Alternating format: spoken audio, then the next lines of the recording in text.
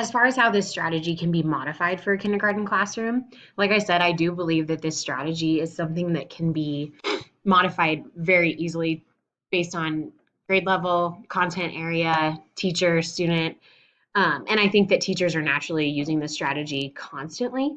But I just kind of made some notes about how it's a strategy that can be easily modified to fit any grade level, content area, or group of students.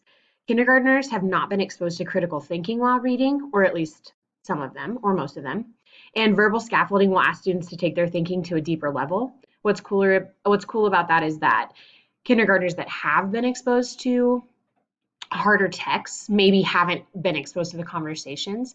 Something I find a lot of times when I talk with parents of my students is that they're reading the text, they're great word callers, their comprehension's not strong, and that parents don't even realize that they've completely missed the conversation piece that can go along with reading and how important that is.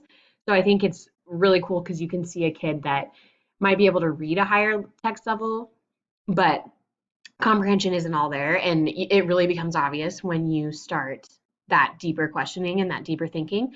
So it can look like a lot of different things. It can be just simple questioning, building off of a student's original response. So just simply saying, acknowledging what they've said, connecting it to what you've talked about in the past, maybe the day before, and then maybe even connecting it to a new vocabulary word or a new concept or strategy in the classroom that's different. So, helping students make connections to different reading comprehension strategies while responding on building what they already know.